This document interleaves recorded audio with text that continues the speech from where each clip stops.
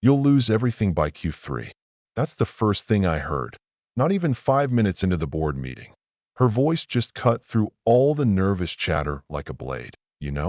200 suits, all these polished executives and their legal lapdogs, just froze, every head turning toward this woman in a plain gray dress by the exit.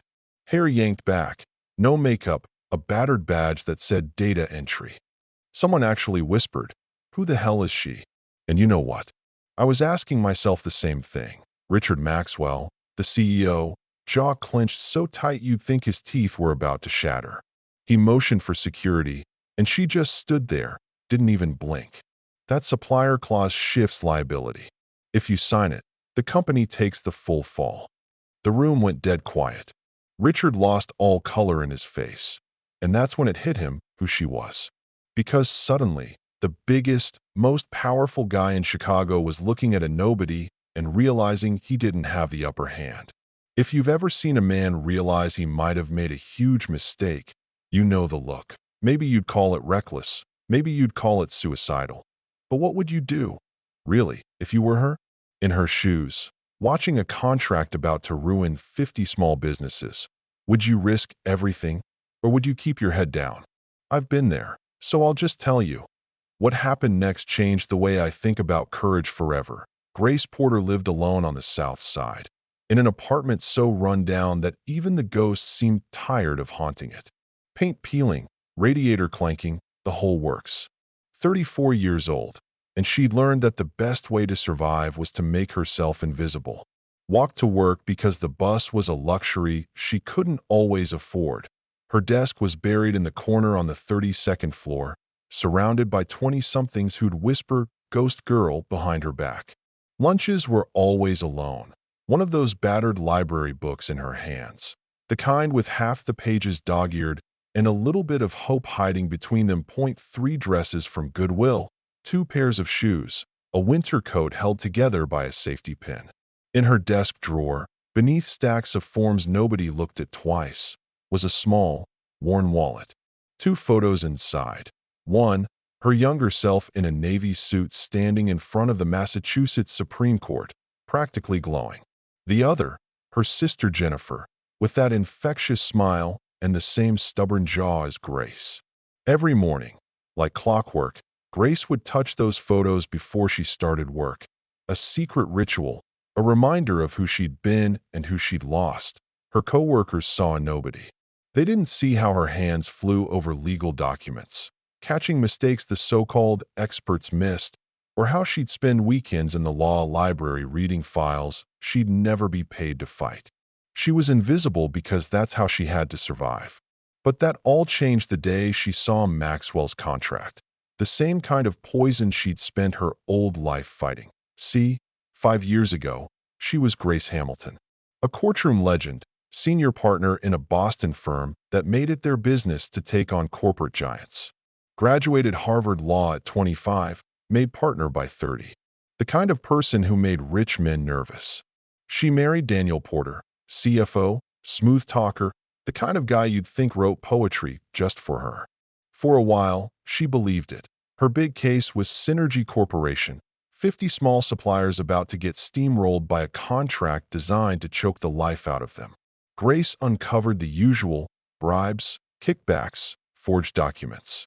Then she found Daniel's signature at the heart of it all. Her husband wasn't just a bystander. He designed the whole scam. When she confronted him, he laughed in her face. "I own judges. I own cops. I own you." She filed for divorce, went public with the case, and then everything collapsed. Bank accounts frozen, her law license yanked on trumped-up bribery charges, old clients crawling out with horror stories about her. Jennifer was the only one who stood by her. Her little sister, fresh out of law school, with recordings that could have brought everything crashing down. But before they could meet with the FBI, Jennifer's brakes failed on a road she'd driven 1,000 times. The police called it an accident. Grace knew better. At the funeral, Daniel just looked at her like, "You're next." So Grace Hamilton disappeared, drained a hidden account, bought a bus ticket to Chicago, left her name and everything she'd ever cared about behind. Became Grace Porter. Just a ghost with 2 photos and a vow. Never let the powerful destroy the innocent again. Back in that boardroom, Richard Maxwell actually laughed. Security, remove this delusional woman. We don't have time for poverty-induced fantasies. Susan Blake from HR stood up, full performance mode. Miss Porter, you violated protocol. You're terminated effective immediately. Thomas Wright, the CFO, was already streaming the whole thing on the company network. Phones buzzed, comments popped up, data entry girl thinks she's a lawyer. Look at that dress, Walmart clearance. This is why we need stricter hiring. It was ugly. Sarah Martinez, head of marketing, found Grace's LinkedIn and started reading out her resume for everyone. The laughter turned cruel. Probably thinks Judge Judy is real court. Richard signed her termination paper, tossed it at her feet. Hang that on your wall.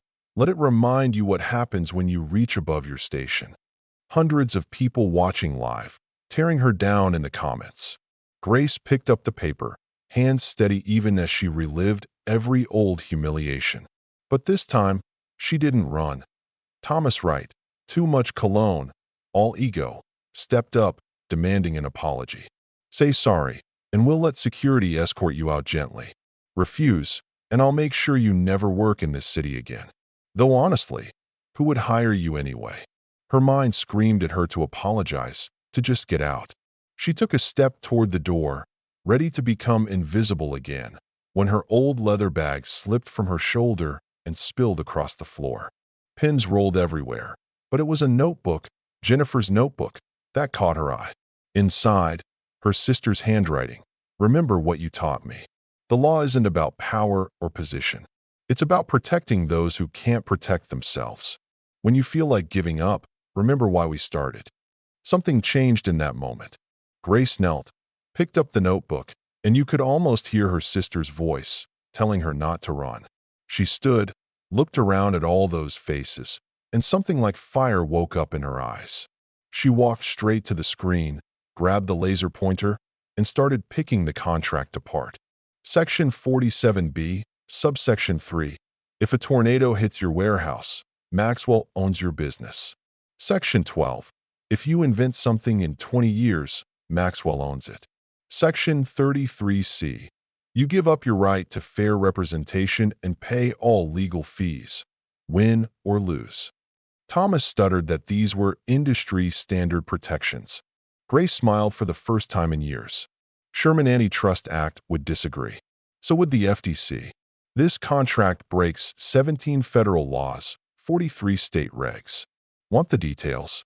A young lawyer in back, Amy Collins, gasped. She was already Googling. Oh my God, it's her. It's Grace Hamilton. Grace pulled out her still valid bar card. And yes, I wrote House Bill 2847, the Corporate Accountability Act.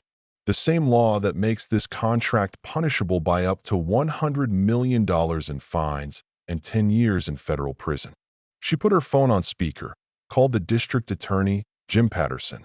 Jim, I have the Maxwell evidence. About 200 witnesses, all streaming live. Perfect, Jim said. Units are in position.